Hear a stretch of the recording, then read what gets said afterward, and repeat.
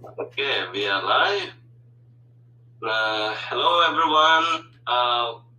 Greetings and good evening to all of you. Blessings of the Noble Triple Gem. So I'm very happy to see all the venerable monks in the Zoom platform for today's biweekly sutra discussion. And before we begin our discussion, let us pay our respect and homage to the Buddha. Let's recite Namo Tassa 3 times together. Namo Tassa Bhagavato Arahato Samma Sambuddhassa. Namo Tassa Bhagavato Arahato Samma Sambuddhassa. Namo Tassa Bhagavato Arahato Samma Sambuddhassa. I pay my respect and homage to him, the Blessed One, the Worthy One, the fully enlightened Buddha. Okay, so today I had the kind of doubt that no monk would be showing up because it's a long weekend here in Canada. It's July 1st, Canada Day, and in the United States, it's July 4th, tomorrow. It's also a long weekend. So I thought all the monks would be so busy, but today I'm very happy for the fact that some of you made the time to join this discussion. So before we begin the discussion based on the sutra, I would like to introduce our venerable monks to our audience. So let me begin with Venerable Kalubovila Ananda, who is joining the discussion from Cambridge, Ontario, Canada. And then we have Venerable Shanta Sobana joining the discussion from Los Angeles, United States. And then we have Venerable Kusala joining the discussion from Boston, United States. And then we have Venerable Trudeau joining the discussion from Florida, United States. And we have then Venerable Jayasara joining the discussion from North Carolina, United States. Then we have Venerable Revata joining the discussion from Toronto, Canada. And then we have Venerable Chandananda joining the discussion from Toronto, but you're based in California, United States, so you're visiting our monks in Toronto. And in fact, today, I said, this is the first time you're joining our discussion. I was so impressed of your Dhamma talk delivered at the Bengali House in Richmond Hills. So I asked him to join the discussion, and he happily joined. So I'm very pleased to have you for this discussion. And then we have Venerable Pesala joining the discussion all the way from Sri Lanka. It's early morning for you, as 3:30, early in the morning. And so is as we Buddha says, Sukha Sangha Sasamagi, unity amongst the monks is a great joy, it's a happiness, it's peace. So this platform is not only to discuss the Dhamma, it is also a way to cultivate peace among the monastics and also to share this peace and the happiness, joy of the monastic life with our people around the world who are watching this discussion on YouTube and Facebook Live. So I also would like to give a warm welcome to our lay devotees, the friends who are here in Zoom platform, and also to those who are watching this program on Facebook and YouTube Live. And the last Monday, we were supposed to have this bi-weekly discussion, but due to other spiritual commitments, we could not have the discussion, so we postponed it to today. So today we are going to discuss what is so difficult to do in the teaching and discipline expounded by the Buddha based on the on a sutra from the Samyutta Nikaya. It is known as Dukkara Sutta. Dukkara means hard to do, and this sutta has been recommended for the discussion by Venerable Pesala, and it's very short discourse, but it has some very interesting points to discuss openly. And before we get into the discussion, I would like to kindly ask all our friends, venerable colleague monks, and also the lay people who are watching on Facebook and YouTube Live to share this program in your social media timelines for the great benefit of your friends and colleagues. And this is the Dhamma Dana gift of Dhamma to your family members. And you never know, someone might be really benefiting from today's discussion. So please be kind enough and be generous enough to share this program in your social media timeline. Now, let us get into the discussion, and I would like to begin with Bhante Kusala, as usual. See whether you could give a summary of this sutta, and also then there's no real order, and I would like our venerable colleagues to raise your hand if you would like to tell a story or to share your point of views, your perspectives, your understanding, your experiences of what Buddha is talking about in the Sutta of Venerable Sariputta, actually, explaining here. Someone is asking the question, and Venerable Sariputta, the chief disciple of the Buddha, is answering these questions. So, Bhante Kusala, could you please give us the summary of this Sutta, if you don't mind? Of course, Bhante. Before I give the introduction to Sutta, could you please check if your live streaming on Facebook is working for this discussion? I tried to see if it is there. It's not for me. It's there. Is it? Okay. All right. So maybe I'll find it later. Yeah. So, Namami Sangham, my respect to all the venerables here. And for this discussion, we have a sutta, very short sutta from the Samyutta Nikaya, from the Samandaka Vagga. It has this title, Dukkhara, what is hard to do. When in ordinary life, we say when we try to do something, this is very difficult, very hard. So when someone approached, I really don't know the Nidana, the story of this. If a Deva, a heavenly being or maybe a human being asked this question, I read to the commentary, there was no mention of it. So someone is asking Venerable Sariputta, Kinnuko Avaso Sariputta, Venerable Sariputta, Imasming Dhamma Vinay, in this Dhamma and Vinay, in this teaching and training, in Dukkharanti, what is hard to do? So that is the question. And immediately the response is, Pabbajja ko also, imasmin dhamma vinay dukkharati.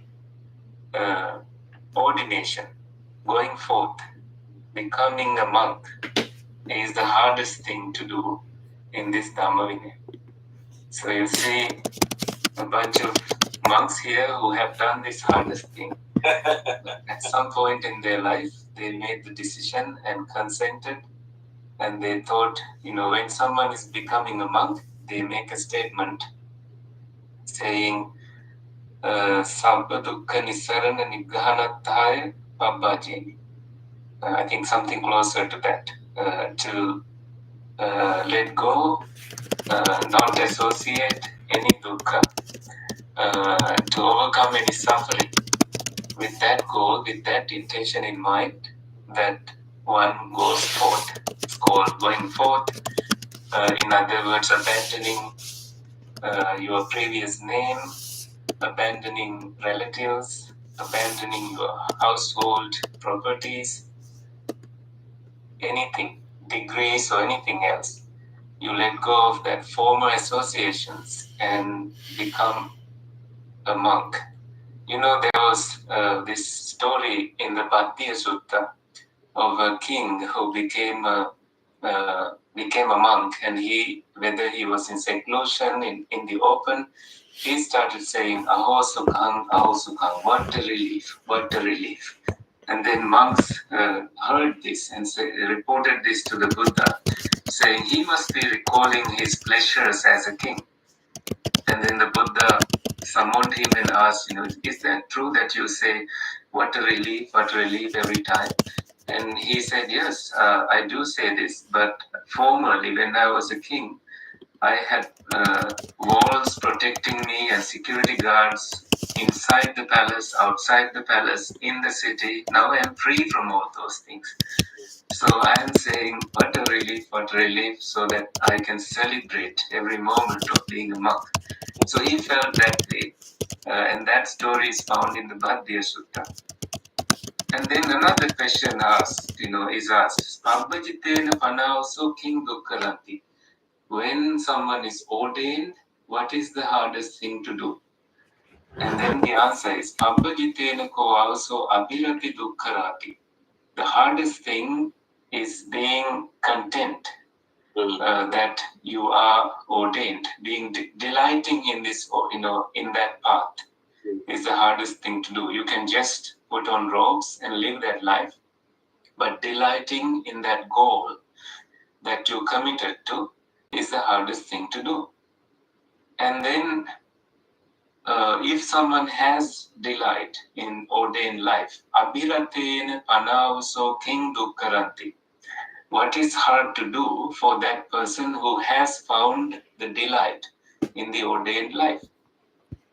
Abhiratena ko also dhammanudhamma patipatti dukkharati. When you are delighting, when you are satisfied, the hardest thing to do is to practice in line with the teaching. Dhamma anudhamma patipatti. So patipatti means a practice according to the teachings. Finding what is Dhamma, what is Vinaya, what is there to be trained, what is there to be learned and understood. So practicing in line with that is the hardest thing to do. And then question about timing is asked, Keva chirang anavaso dhammanudhamma patipanno bhikkhu araham assati.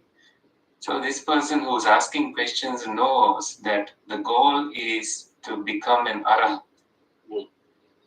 whose greed, hatred, and delusion are put off. There is no fire in that person. So that person has attained nibbana. So the question is, but if a monk practices in line with the Dhamma and Vinaya, in line with teaching, how much time, how long will it take for that person to become an arahant? The answer is not so long, Reverend. So it's actually a question asked by another monk, apparently. From that response, you can see Nachi Achirang Ausoti. It's between monks that this also kind of form of addressing is found. So I say also to another monk who is in my seniority will say also back to me. So it's just like a friendly conversation. It's like in between Venerable Kotita and Venerable Sariputta. Sometimes they have these conversations, although they knew the answers to these questions, but for the benefit of their students, they started asking questions from each other and then they responded. So, and I would like to bring up what the commentary says. It says like the length of realization could be that when you begin the practice according to the Dhamma, Dhammanudhamma Patipatti in the morning, you may get to higher realization by the evening. If you begin it in the evening, you may get the realization through the night or by the morning. So, and nothing else has been commented on in there. So with that introduction, maybe we can open this up for discussion. Thank you, Bhante. Thank you, Bhante Kusala. I think you did a great job by summarizing this sutta, the essence of this short, brief discourse. is a question and answer session between the Venerable Sariputta and another junior monk, maybe a colleague. So we don't know. The name is not mentioned, but it has something very deep. I think it is asking a question about being a monk is difficult, and after becoming a monk and enjoying, taking delight in that life of monastic life is difficult, and then living according to the Dhamma, practicing the Dhamma accordingly is also difficult.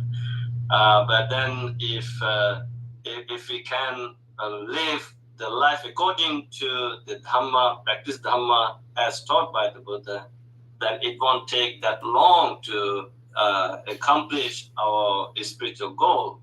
So now it's a question it could be a question for everyone, even for the lay people who are here, who are watching this program. Why is it so difficult to become a monk? And why is it so difficult to take a delight in the monastic life? What are the hurdles? What are the obstacles? And why is it so difficult to practice Dhamma as expounded by the Buddha? So these are some questions that could be asked by anyone. So maybe we can get into this open, the friendly discussion. I wouldn't mind anyone speaking up, but if you don't, but I know for recent, Venerable Kalubovila Ananda became a monk. Actually, you lived a lay life, and you were married, and then you renounced the world with the friendly conversation that you had with your wife. Then you got the consent. Now as a monk, I know maybe you had the difficulty in becoming a monk. Now you have become a monk. Now how does it apply to you? Maybe it could also be the same question for Venerable Jayasara from North Carolina. But first, let me go to Venerable Ananda. What's your thought on this? Greetings, Bhante. Greetings, all the reverends and our friends. I think, Bhante, when as Bhante Kusala was explaining, I was reflecting on what exactly happened to me. I'm quite new to Buddhism in that sense. Although I was born to a Buddhist family, I probably started looking at Buddhism only by 2017 beginning, early of 2017. But by the mid-year, I decided I want to become a monk. So I had a date of to turn over everything and become a monk by October in 2017, because I was handling a business, and so there was a lot of transferring of work to be done before I become a monk. But while trying to do that, I figured that I could not do it on time, that I apparently became a monk by February 2018. So it took some time. And then during that period, I was willing to go to become a monk, but then I couldn't, because there was so much of other work and responsibility that you need to turn over before you become a monk. So while I was in the temple, wanted to become a monk, but still couldn't become a monk because of so many other ties, I met another monk who was there, and then he asked me something which really sort of expedited my decision. So what he told was, he met me a month ago, and then when I met him, I told I'm going to become a monk. So then I met him after a month again. Then he a little sarcastically asked, "Why are you still here without being a monk?" And then he shared me a story, the same story with me. But he shared was, so one day a Zen monk has gone to a village which is far away, a town which is far away after a long journey.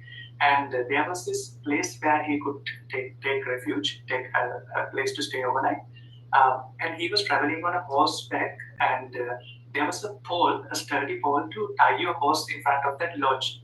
However, on that day, the pole was all full because there were so many horses. So the monk did not have a place to tie his horse, park his horse, like he park a car, park a vehicle. So what he did was he tied the horse to a small chair, and then he went inside. He was okay even if the horse went during the night because he's a monk and he's ready to let go.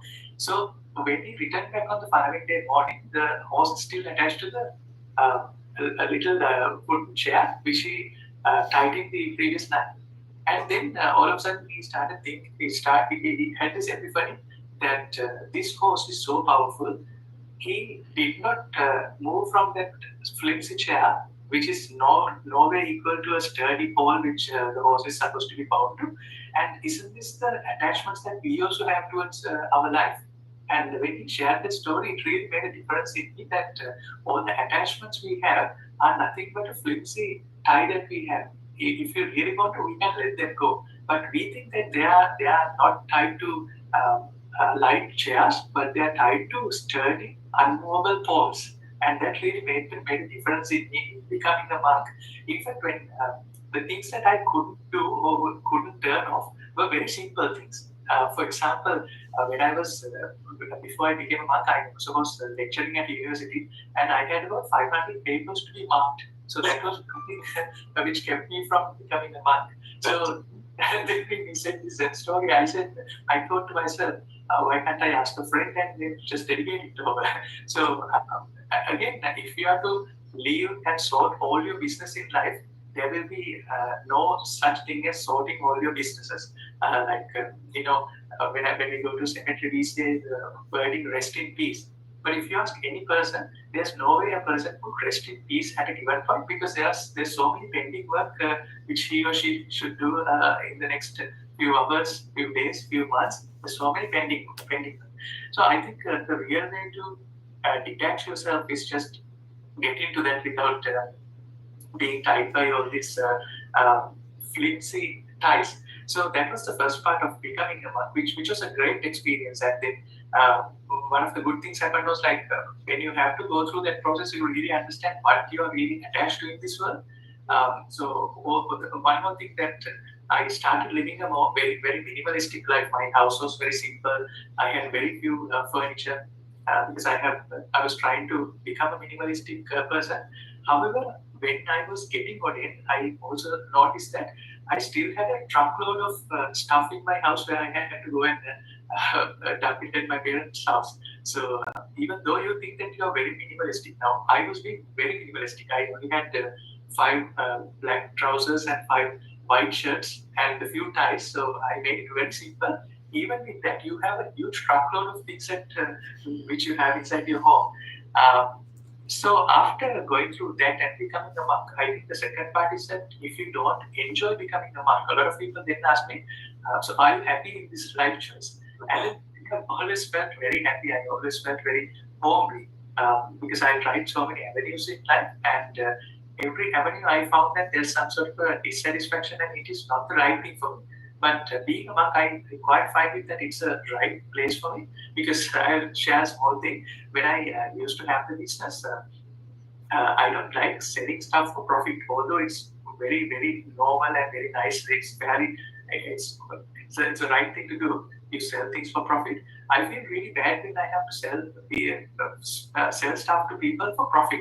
So when people come to my office, I would just like to give them freebies. So give away things. So my office people used to say, "Sir, you don't come to the office. We will do the selling, and you just stay at home because if you can't pay, you're going to do it for free." But now, as a monk, I find that it's about asking people and then giving it for free. So I find that in a way it really aligns and makes me happy. And if we can't be happy in what we are doing, I think that will be a very bad thing. In fact, Steve Jobs has said every time you wake up, every morning when you wake up and look in the mirror, and if you find that you are doing the wrong thing, that's a wrong life you are living. You are not happy in this life. So every morning when I go to shave my I see that it's perfect. The barcode is perfect. It's very enjoyable, and that keeps me going. That's an amazing story. Actually, we have seen that the actual picture that you talked about, the huge horse being tied to a chair, right?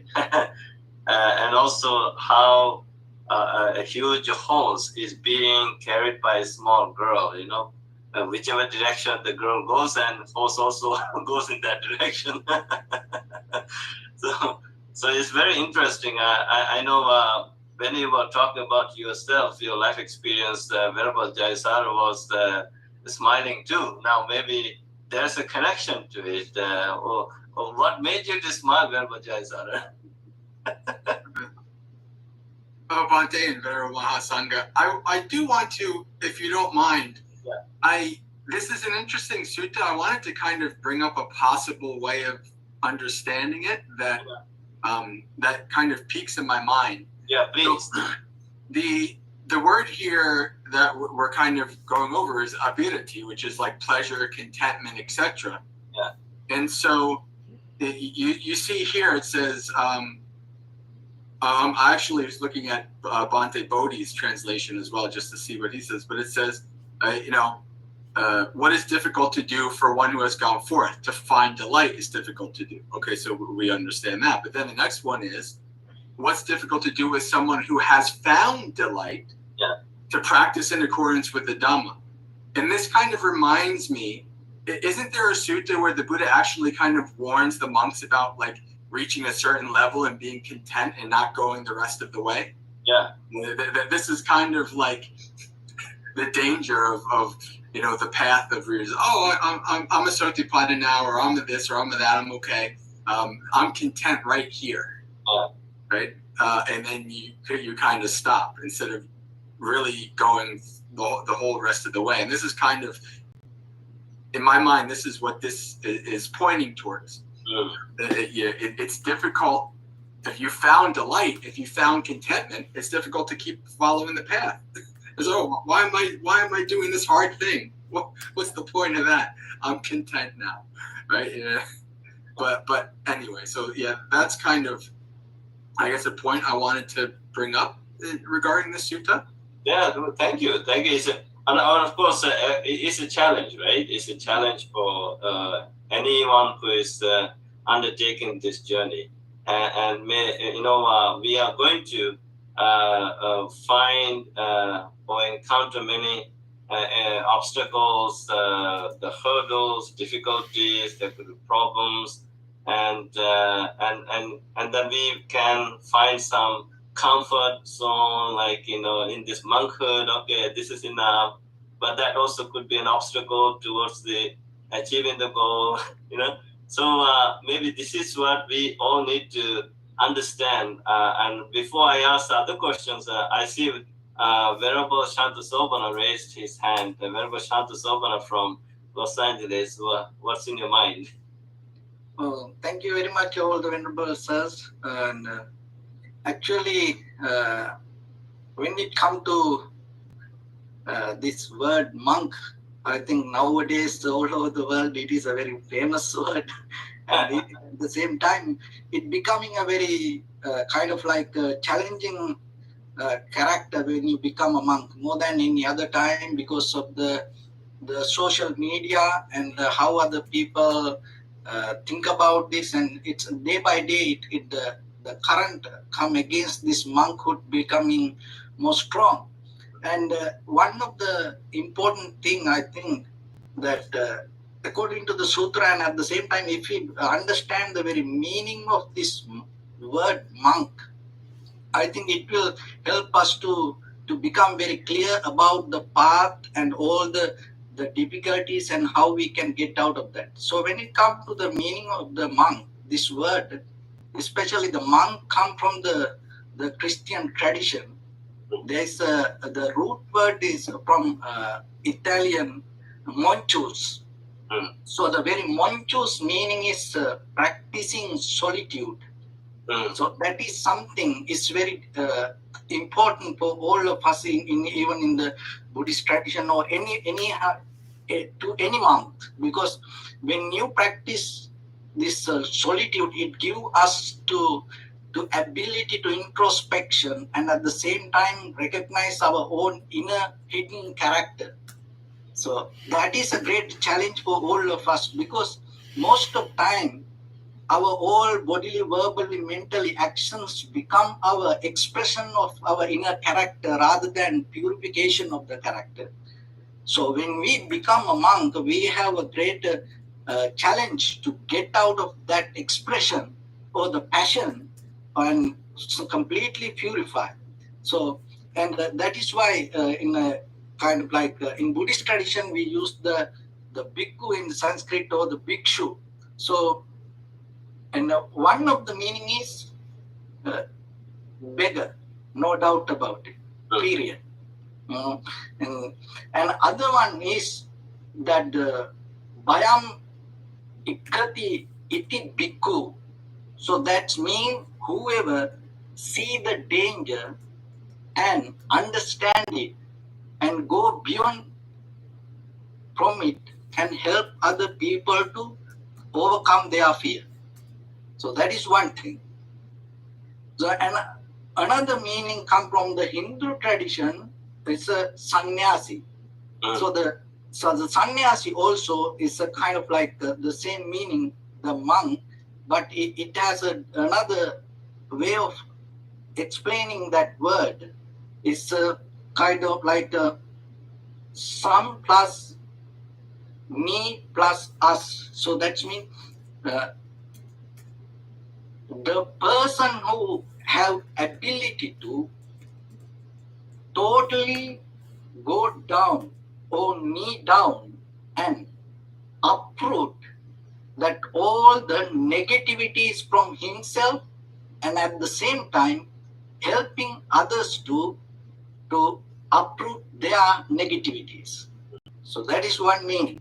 And another meaning is in Sanskrit, is called vairagi. That is a very beautiful meaning. I think that is very relevant for today for all the monks and especially for all of us. Because vairagi, raga, that means without attachment, having a life. Another is ragban, and that means it's without getting colored. This is the very important part. Why? Because sometimes we interfere with the life and we fully engage with ourselves and at the same time with the society. Sometimes what happens when we engage with the society, even though we have the intention to give a greater benefit for the society, end of the activities or the end of the session, what happens, we get colored from the outcome. So then what happens, rather than becoming purify ourselves out of activities, we get colored. So in that way, this vairagi is one of the meaning is, even though you have ability to interfere with the society and intention towards the selfless service and the tiredless service, and at the same time that selfless pleasing, you have to have ability to maintain your life without getting colored from the outcome. So today, most of time what happens, and as we know, and we mostly engage with the society. Of course, there is some certain monks stay in the forest and practice as and according to that tradition, but at the same time that the most of monks, as we all are, engage with the society. But how we can maintain our own solitude without getting colored from the people who we associate? So for that, there is the lesson that one time when I was in Nilamba Meditation Center, because I used to go there most of time to practice my martial art when I was in Sri Lanka. Yeah. So Godwin Samaratna sir was like a father to me, and he was so compassionate. And he told me one time in a session in that little meditation hall, our circumstances, we don't have power to change the circumstances, but we have ability to uplift our consciousness or the awareness. So when it comes to that, how we can develop that our consciousness rather than get tangled with the circumstances. The selecting or the finding the right lens to look into the world. So I think as monks, I think it is a greater challenge for all of us to find the right lens, because as we know, there are lenses. When we look through that lens, sometimes things can become smaller. When we look maybe from another lens, when we look, it can become kind of like appear like a big. So personally, ourselves, when we live this life, when we practice this solitude, when we trying to become uncolored, how we can find the right lens for ourselves without getting influenced by our own character or our own mental formations, and at the same time, out of this life, to becoming more better, productive person. So I think finding that right lens is the important. For that, we need somebody know about it better than us. I think that is why in the Theravada tradition, we always follow the elders' word. Because they have the ability to give us the right lens. And the Dhamma itself giving us the teachings to find the right lens. I think it's, and as monks and even in personally myself, that all the time I had that difficulty, and at the same time I was so fortunate to find the people around me to give the right lens to look through it. Yeah, I say that's very important what you have brought up, even how you gave the nice the definition, the meaning of all this, the pabbajja, sannyasi, the monk, and these are very interesting words. Plus, it's always good to know the real meaning, why they are called a monk or sannyasi, etc., etc. And I'm also very happy how you brought up this Nilambe Meditation Center. That is also the place where I received my meditation training. And I can visualize even Mr. Godwin Samaratna, how he came to our monastery at Primrose Garden. He taught us meditation to a group of novice monks. We had a lot of great memories going to Nilambe Meditation Center for retreats, where we also met a lot of people. He was very, I would say, very kindest layperson who advanced in the Dhamma, in this journey. So at this moment, we like to remember him for giving us that guidance in very novice monks in Sri Lanka. I'm very happy that you also went to the same place. So we have two hands raised. Venerable Jayasara, would you like to share your thoughts? Yeah, Bhante. You had the kind of a leading question about why aren't enough people monks, or why is it's hard to be a monastic and things like this. And this is the funny thing. I don't think the Buddha ever says any of this is easy. As a matter of fact, as soon as when I looked at the email, I saw the sutta for today. It reminded me of one of my other favorite suttas that's also in the Samyutta Nikaya, where the Deva, Kamada, comes to the Buddha and says, it's really hard. and the Buddha says, well, they do it even though it's hard. My disciples do it even though it's hard. And then it says, it's hard to get samadhi. They find it even though it's hard. But this is one of the things that, as I tend to be around like newbies, like Westerners who are converting or like getting into meditation and things like that, I say from the beginning that this is not easy. Maybe like the commercials are always this blonde woman on the beach and it looks so peaceful and everybody thinks meditation is supposed to be so, the path is so easy. No, this is not reality. and I've met a lot of people who kind of, who will be duped by that. And as soon as they sit down and it's really hard, well, they figure, well, I can't do this. There's something wrong with me, right? And so it's a real disservice to make it seem like it's easy. And the same thing with the monastic life. The monastic life is not supposed to be easy. It's supposed to be hard. And the Buddha set it up in this way so that, if there's what they call like a self-selecting thing, right? The Buddha set it up so that it's very easy to disrobe, right?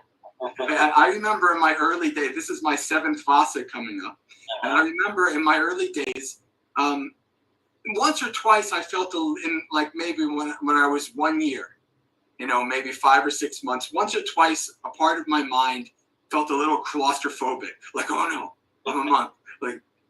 And then I reminded that part of my mind, well, you can leave at any time. Yeah.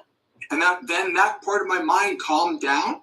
Yeah. And it's like, okay, let's just continue meditating. Let's just continue practicing, right? So I kind of was able to acknowledge it's hard. The Buddha allows you to leave. Yeah. If you really want to leave, you can leave. And well, I haven't had any desire to do that yet, after 7 years. But it's not easy. It's supposed to be hard. But the Buddha says this goes against the stream, right? And this is what I tell people. It goes against the stream of society. It goes against the stream of our I'm blanking out. It goes against the stream of our culture. It goes against the stream of our evolution. Right? It goes against everything that kind of comes together that makes us a being. And now you're practicing to unravel all of that, to abandon all of that.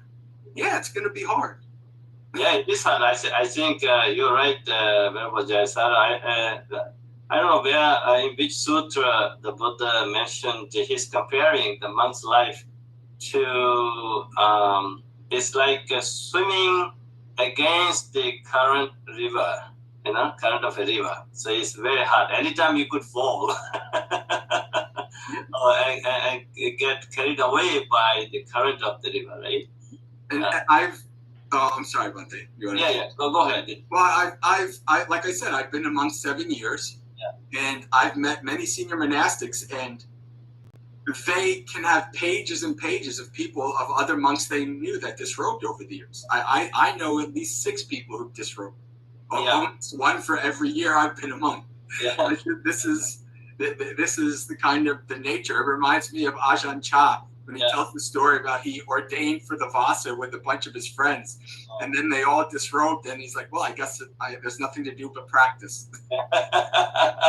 I know even there are some senior meditation teachers in the United States. They have been monks for a long time under Ajahn Chah in Thailand.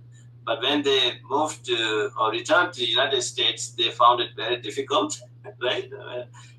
That they disrobe, but they continued to teaching meditation and Dharma as lay teachers. But anyways, it indicates, becoming a monk, being a monk is a very difficult task.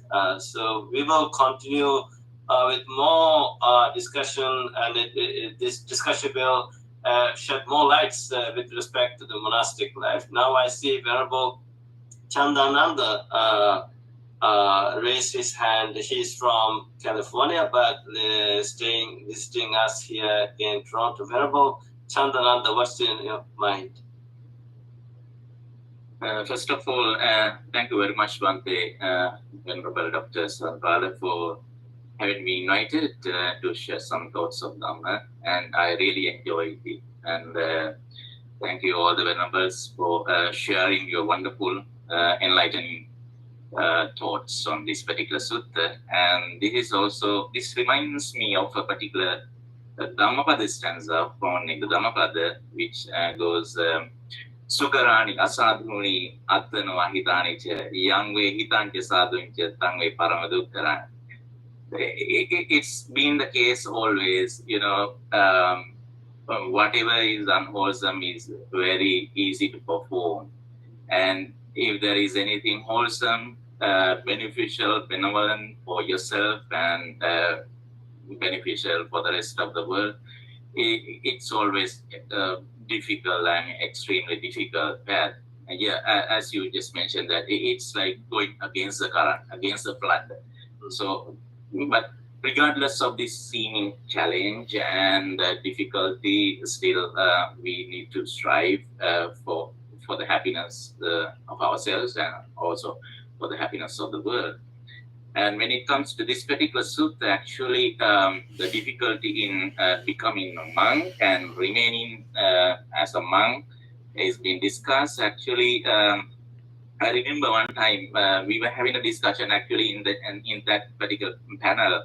Venerable Suttadhara was there, and one time I remember a person right after the discussion, a person came to Venerable Suttadhara and asked, why did you become a monk? And he said that, well, by the time I became a monk, I didn't have that many reasons to become a monk. But when I look back, now I find thousands of reasons to remain as a monk. So I didn't have much reasons to show for becoming a monk. But nowadays, I think it's applicable to most of us that when we see that, being a monk and becoming a monk, and we find thousands of reasons to remain as a monk. So that's interesting. And also, becoming a monk, it's really difficult, and especially to be delight in our life as a monk, it is also extremely difficult. Maybe that difficulty is coming from different reasons. So this also reminds me of a particular interesting Jataka story, Kanha Deepayana Jataka. Maybe all the venerables are kind of familiar with that particular Jataka story. Where we see, it's really a fascinating story. There was a monk living in a forest. So he was having that secluded life, but closer to that monastery, there was another family living, husband, wife, and only child. One day, somehow, they were having a very close relationship, and they were, taking care of the requisites of that particular monk. And then one day, that young boy, he was bitten by a snake, and then these helpless parents, they didn't have any other option, so they thought to take him to the nearest monastery. They didn't have nearest hospital, so they brought that young boy and said to that monk, my boy, this child has been bitten by a snake, a venomous snake, so please do something. We are really helpless. And he said that, well, I'm a mendicant, but I'm not a doctor. All I can do is if you are interested in, I can do a kind of asseveration of truth, which we call Satyakiriya. So he said that, well, I have been a monk for almost 50 years, but only 7 days I was happy. This is very true about myself. So by the power of this truth, may this poison level go away, poison go away. That's what he wished, and amazingly, this poison level dropped down to the shoulder level, and he started shaking his head. And so the monk said that, "Oh, this is all I can do, and the rest of it is up to you." And then the father said, "Well, I have been living very closer to this monastery, and but I didn't have much faith, honestly, about this monk." And so it's very true about our relationship with this monastery, this monk. So by the power of this truth, may my son be well. It worked too. And so it says that, this being a very, regardless of the fact that it is morally questionable, I mean, telling truth is always good. So this monk was so honest, saying that he was very happy only for a limited period of time. And back to the Venerable who spoke and prior to me, he mentioned why sometimes Buddha warn like you should not be complacent with what you are experiencing, maybe the bliss in the maybe in terms of jhana. So actually, that is because when it comes to happiness, there is a kind of hierarchy of happiness. So always Buddha would condemn the sensuous level of happiness, and also if even coming to this order and practicing meditation, and if we just be complacent with the jhanic bliss and the meditative absorptions, that is also not the end. That is not the desired goal. So we have some more other higher refined level of happiness that we need to aspire. That is up to, Nibbanic happiness. So I think that could be the reason why Buddha did not want us to be complacent with the jhanic bliss and that happiness. So when it comes to practicing what the Buddha really taught and living in accordance with that teaching is extremely difficult until we attain Nibbana.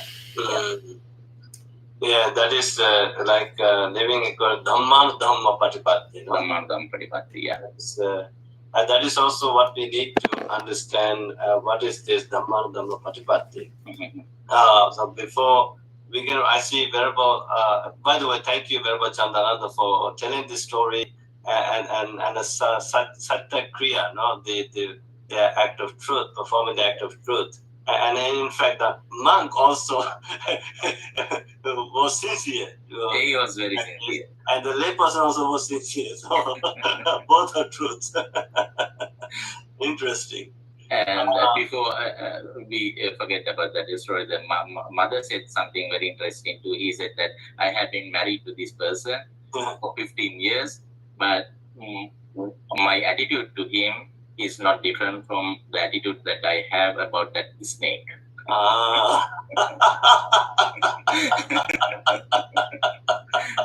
That is also the truth, right? That is very true. Interesting. Thank you. Venerable Trida from Florida, what's in your mind? Thank you so much. Salutations to all of the venerable and most venerables here present today. Thank you for having me. I first glanced through this and I said, why is it so short? And a lot of mixed emotions went through my mind. I was having to wait for some of you to talk first for me to get a clue on where to start.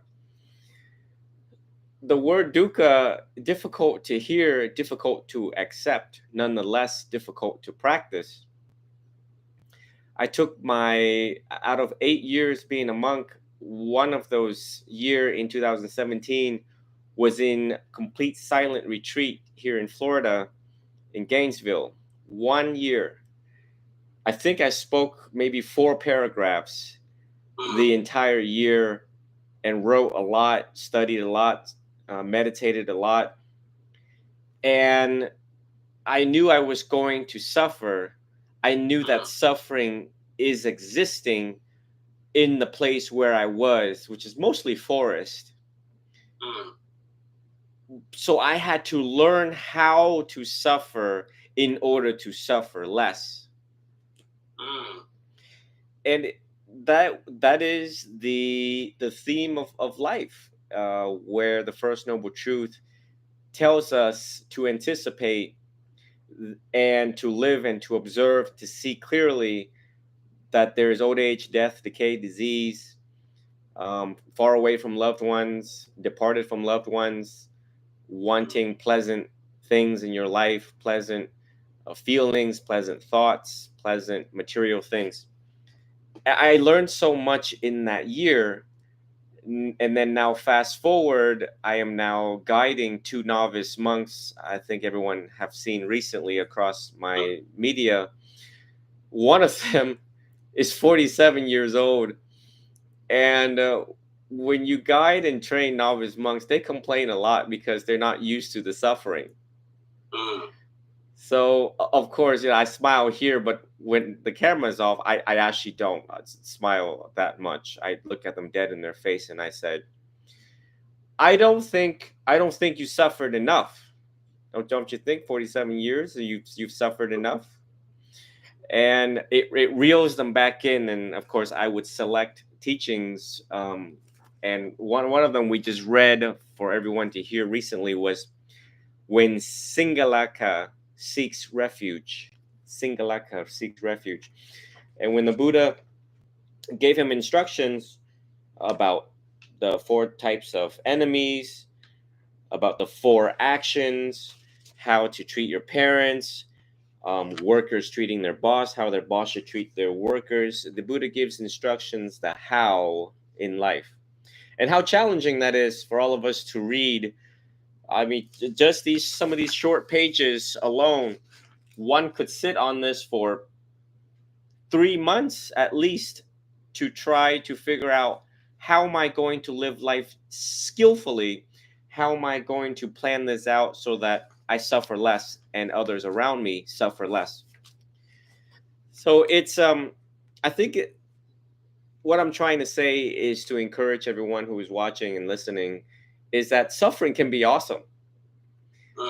And knowing how to suffer, you will suffer less through it all. And I think that it propels us not to be reborn again and to climb the 4 stages of enlightenment victoriously, even if you can't get to Arahant.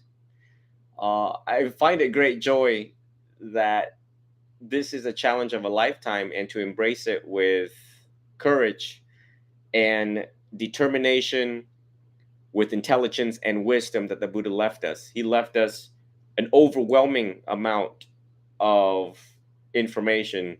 I'm pretty sure ChatGPT and AI is trying to catch up with remembering 84,000 teachings. So our job is to race against AI, right? And not to be manipulated by life, not to be manipulated by other people, and to heed the advice of the wise, and that would fall under the Dhamma and its representatives, which is the monastic order. Thank you so much for having me. Yeah, I know even when we look into the Four Noble Truths explained in the Dhammacakkappavattana Sutta or Satya Samyutta, whenever Buddha talks about the Four Noble Truths, the first truth, the acknowledging the suffering, the problem, is very important. Without acknowledging it, having a good understanding about the experience, the problem, there's no way that we can find a solution, right? And being a monk, living a monk, living as a monk in a city or forest or anywhere could be very difficult, and also enjoying it, taking delight in his monastic life is difficult too. And living alone, living a solitary life is not that easy. I think majority of the people cannot find delight in solitude. People want noise. They want to party. They want to enjoy. They want to go camping. They want to eat, drink, dance, and this is the typical nature of the society. But then shunning all this and just being in the present moment, enjoying the solitude in meditation is going to be always tough for people. But then there are monks actually who manage to, of course, become the monk, live a monastic life, renounce the world, and then finding delight in the monastic life. And but then here is the question. The next one is very important. Living according to the Dhamma Patipatti. And if we can live our life as a monk according to Dhamma Patipatti, it won't take that long to accomplish our spiritual goal. That is what the Venerable Sariputta is saying. Now, my question is, to you all, I am not pinpointing to a particular monk. Now, what could be, maybe this is also a question that lay people could be having. What is this Dhamma Patipatti? If Venerable Sariputta is saying, if a monk could live his life according to this Dhamma Patipatti, it won't take that long to become enlightened. So what is this? Do you have any idea to talk about this? Anyone? Venerable Pesal, are you here? From Sri Lanka. And also thank you, Venerable Pesal, for mentioning the sutta, the Daru Kandopama Sutta, where we see the simile, like, living a monk's life is like going against the current of flood of a river. So that is in that sutta. So Venerable Pesala, do you have any idea to share with us what is the Dhamma Patipatti? Sarnai to all Bantis and my Vandana to all Bantis. Hope I can hear you all. Yeah, very clear. Yes, Bante, I was thinking to add something onto this sutta, and it is difficult. And since it is a short one, so it is hard to explain. And even in the commentaries, I could find less amount of information. Yeah. So I think Bante, now before moving into that, I would like to share one of my experience recently we had, and I saw that Bante Sarnapalo shared about that the Padacharika we had recently. Yeah. And we have covered like 95 kilometers by just. Oh, that is you. Yeah. Sadhu. No, I mean, not only ourselves, myself. There are about 100 monks. Oh wow! Different monasteries got together, and we have traveled from Anuradhapura to the temple which is at the northern province.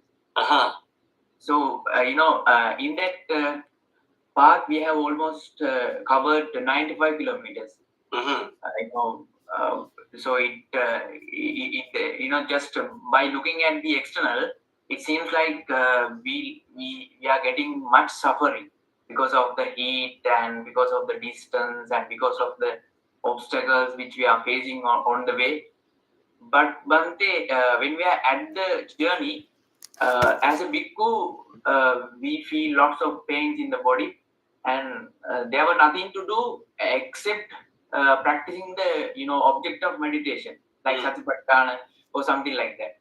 So when we deeply in the Satipatthana for a longer period of time like that, because throughout the morning and throughout the evening, we have to just to focus on the Satipatthana, nothing else. Otherwise, the pains will come up from the body, and it's difficult for doing the work difficult for the walking.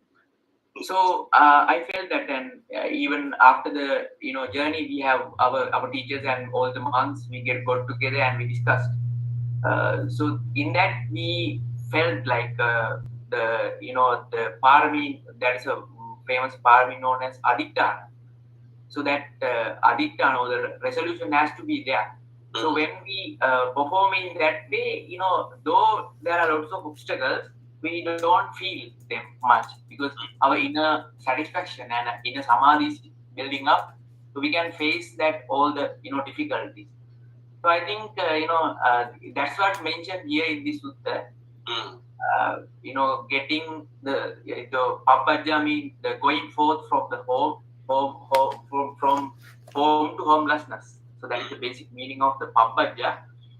And it's so hard in this Dhamma Vinaya, means the teachings, and Dhamma means teachings, and the Vinaya means living according to the Dhamma. So it's very hard in this teaching. So so that's what it mentioned, like from the external, it seems like it's a difficult thing, but actually when one comes to the path, to the real Dhamma Vinaya, actually it brings him the benefit, like he's the most happiest one. Like one of the venerable earlier mentioned about Asaji Sutta, I think Bhante Kusala. It's very beautiful sutta, that Asaji Sutta. In that Asaji Sutta, being a king, he was experiencing all the comforts as a lay person. But after becoming homeless, like as a Bhagavad, he was experiencing much bliss. Even that blissfulness, even it is better than the royal comforts.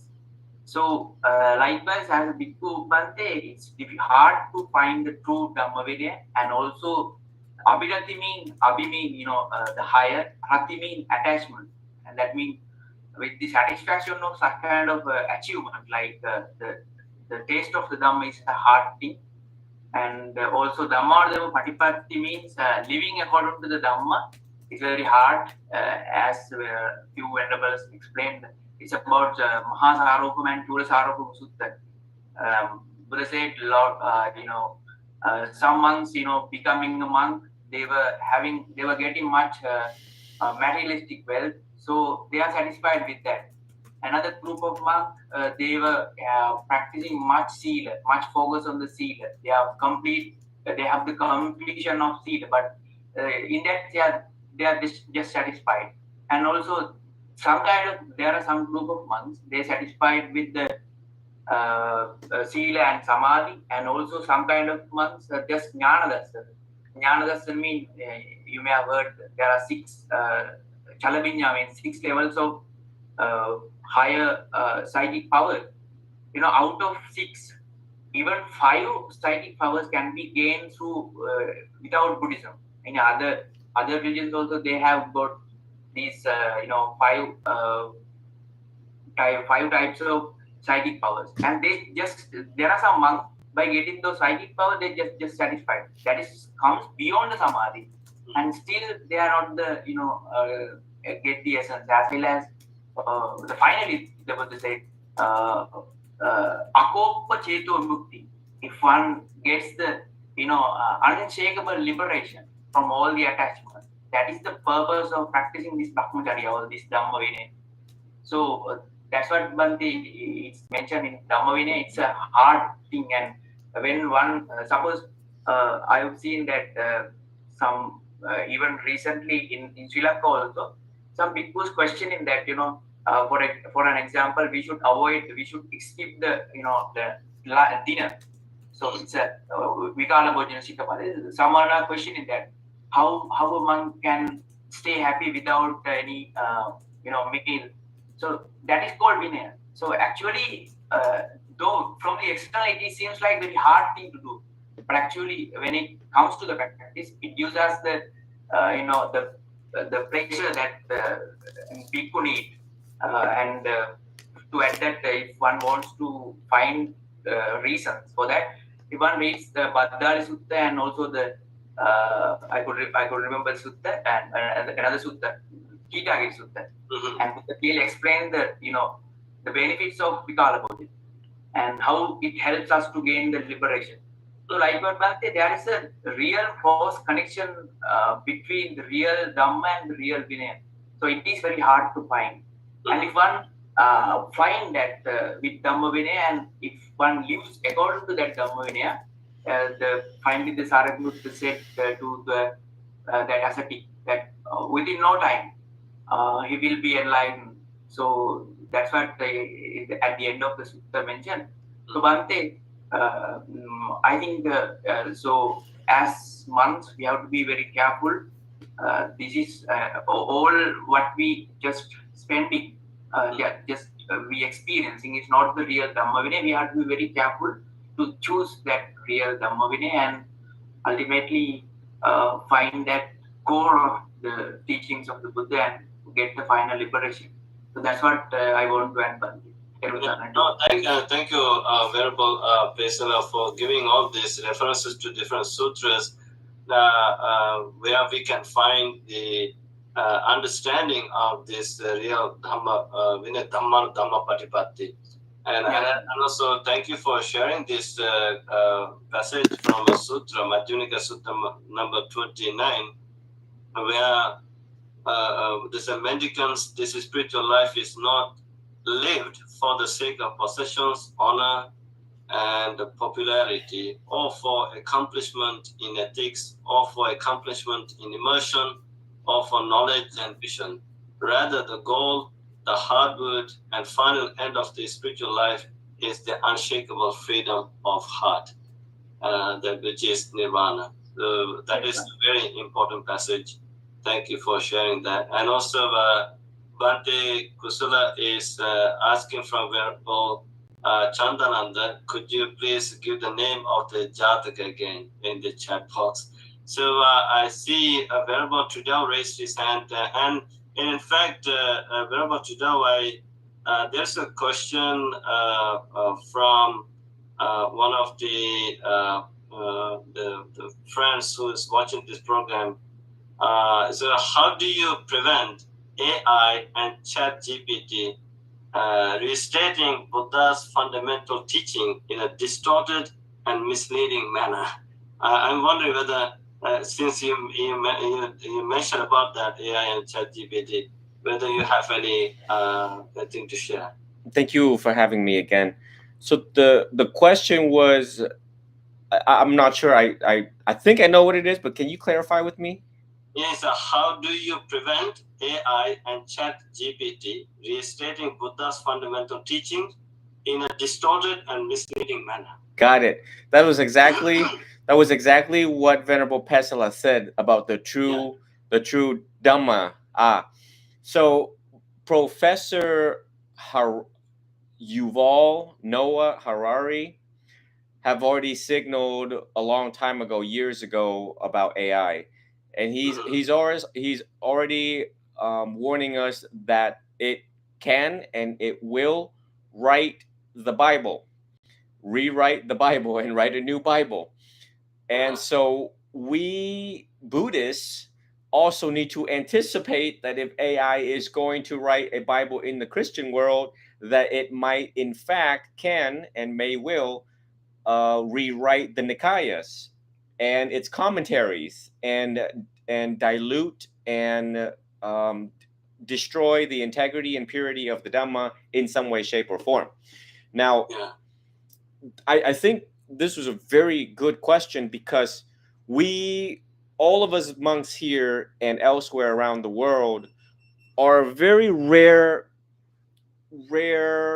breed of what is left and the new emerging generation of monks, because we are the living teachings of the Buddha. We are the living Dhamma. So for all the people that is listening, heeding the advice of the wise would be to find a good, qualifying, authentic, experienced Dhamma teacher, and to try to master as much as you can so that no one can fool you. My dad is a very wise man. He too is a professor, and he told me, son, you need to read. You need to read a lot.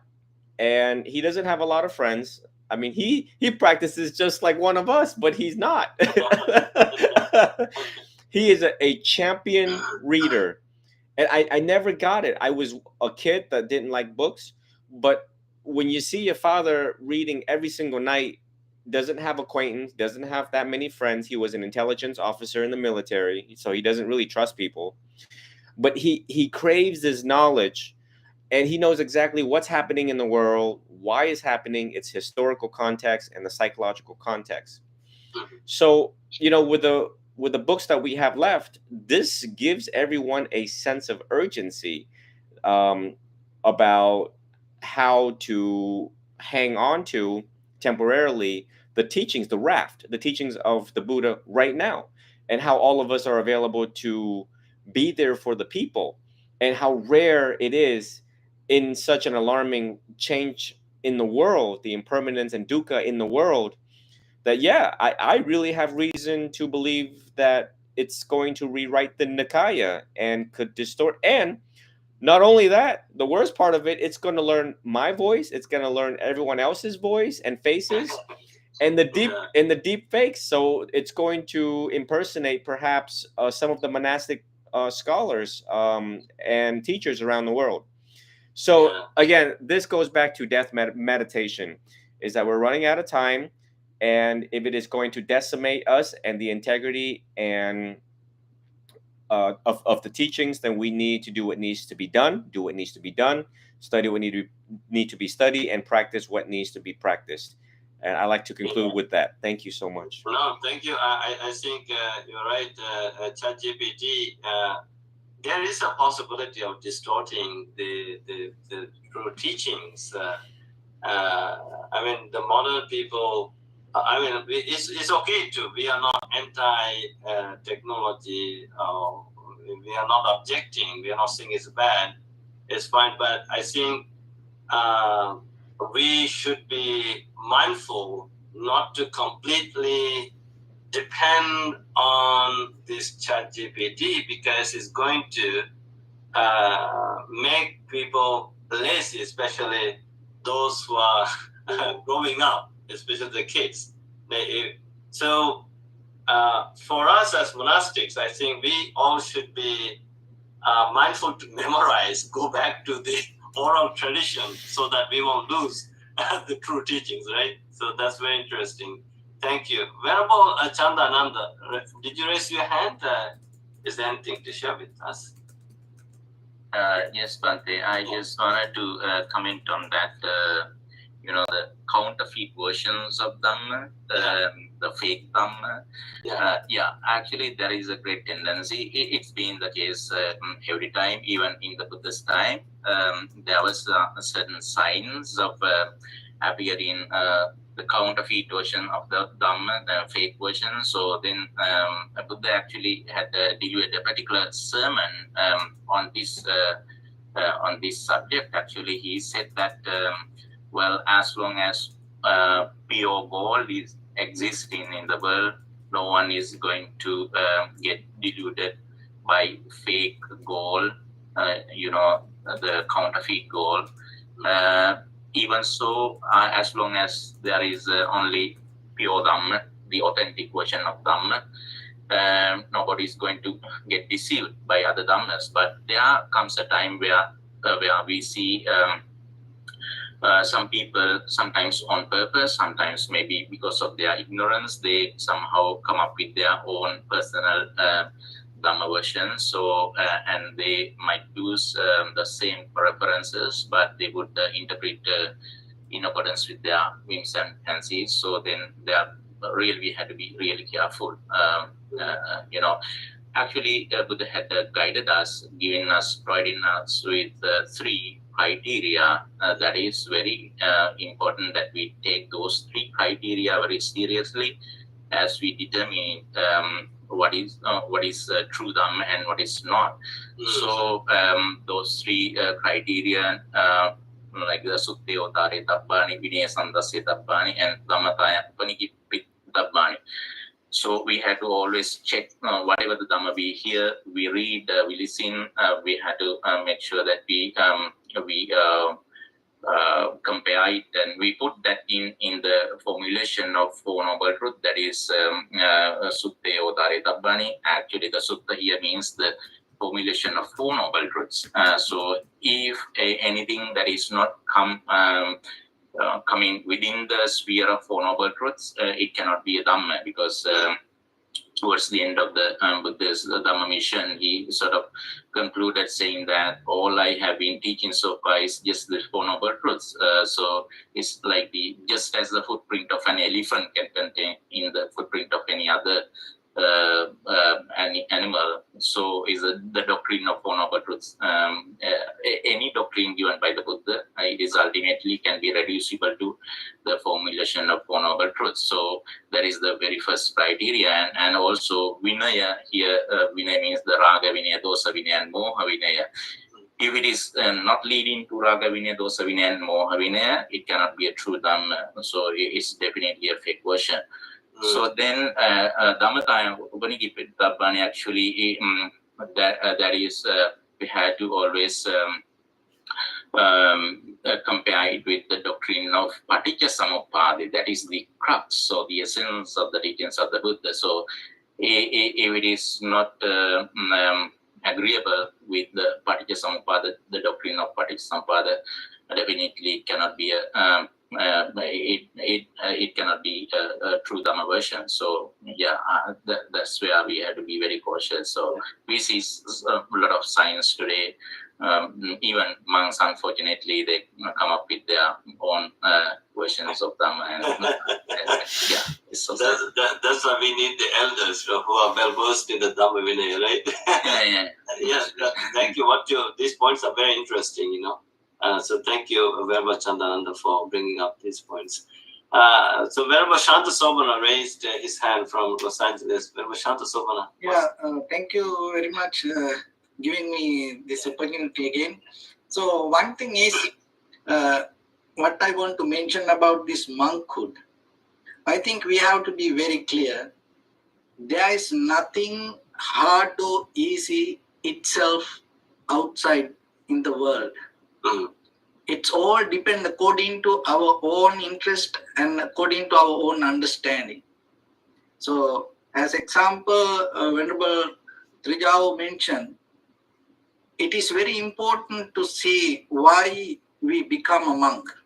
That reason is change all the spectrum about the monkhood. And at the same time, I saw this Venerable Kalubovil Anand that put a Facebook post about this becoming a monk, about this the situation keep going on in this about this monk.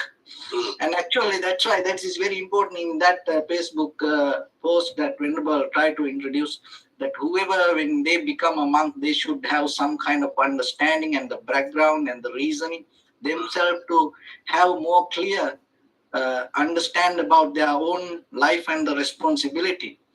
Because there is no easy life, even in the lay life.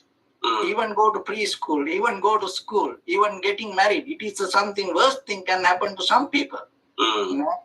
Yeah, there is no easy life. Even people go to party and the very next day they become enemies. People do very beautiful things and the very next day it completely go to the other side and become very ugly in life. And but when it comes to monkhood, that whoever important thing is, as Venerable Chandananda Hamdru mentioned, this through this spiritual practice, sometimes invisibly we build up this hierarchy, and sometimes it is very difficult to get a chance for a newcomer. So if we are capable to give a chance to anybody, I think that will open a window for the person to look something different. That's why whoever come to me, and if anybody asks what the person want to move forward and want to do something, I always say, if you try, can you try to become a monk at least for 3 months? Because it is a test, then the person understand there is something else, So that is because sometimes that giving chance, sometimes we don't think that much, and especially when it comes to this ChatGPT, and it is very important. One day we should do another session about it. And what I think it is very interesting, because why this ChatGPT became so famous, popular, because one of the very forgetting part, even when it comes to our human life, when somebody asks questions, we don't give answers sometimes. We have nowadays, we don't, especially after COVID, we losing this ability to having a proper conversation as people. So then sometimes when people have a situation to know something, so if you go into the ChatGPT, it's a kind of like the way you ask the question and it's going to give the right time. It doesn't matter how many questions you ask, and it's going to give the answers. And if we look at the Buddha's teaching, Buddha never taught anything. Mostly, it had most of the conversations. It's the real kind of like a model that the Buddha's version came to these machines and technology. We can't stop it, because people always go through the comfort, and it is not something wrong thing, or we can't stop it and we can't go beyond. Why? Because it is the very production of the human consciousness. It is not a machine going to do something. So only way, I think, we have to build up artificial intelligence or the ChatGPT Tripitaka.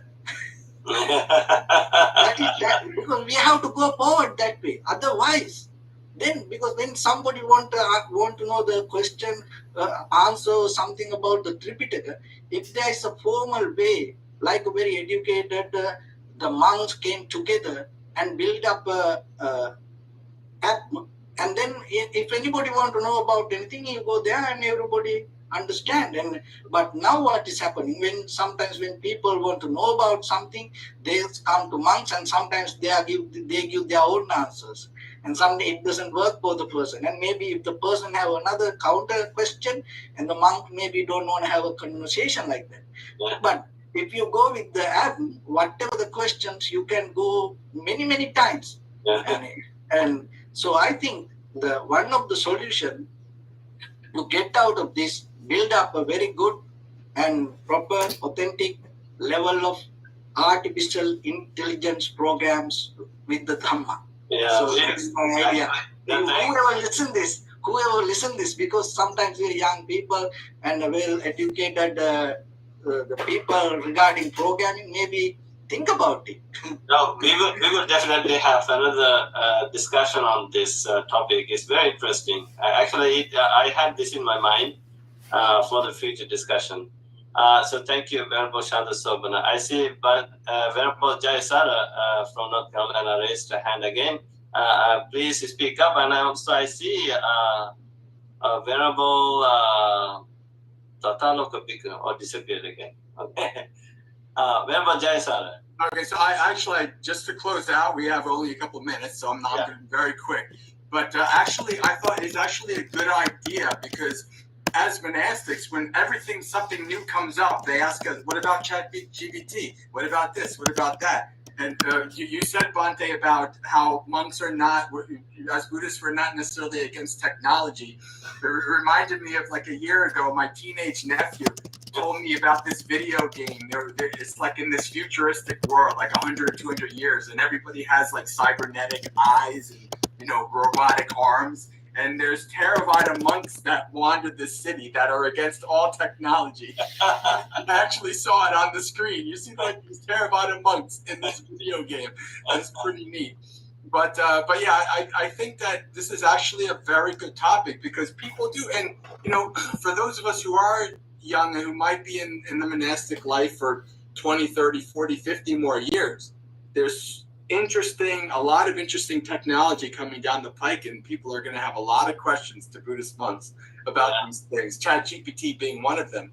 Which there's already some backlash in from doctors and scientists that are basically pointing out that ChatGPT is actually making up a lot of stuff. So this is, as somebody else said, this is something that is going to be an issue in a variety of fields, just like ours. And as I said in the chat, the wonderful website fakebuddhaquotes.com will be very busy for years to come. Yeah, and I think we should come up with the topic: ChatGPT Buddhism versus proto-Buddhism, something like that. That could be an interesting topic. So we have come to the end of the discussion today, based on this the sutta from the Samyutta Nikaya, and I think all of you made many things very clear to our audience, and they are greatly appreciating this. And I see Venerable Ayya Tatalok just joined, and but she left the Zoom platform. Thank you for joining the discussion, at least for a few seconds. So let us wind this up by reciting the Ovada Patimokkha verses. I would like to invite Bhante Kusala from Boston to recite the Ovada Patimokkha verses today. Namo tassa bhagavato arahato samma sambuddhassa. Namo tassa bhagavato arahato samma sambuddhassa. Namo tassa bhagavato arahato samma sambuddhassa. Sabbapapassa akaranang kusalassa upasampada Sacitta pariyodapanang etang buddhana sasanang Anupavado anupakhato patimokhe cha sangvaro Mattanyuta cha attasmin pantancha sayanasanang Adhichitte cha ayogo etang buddhana sasanang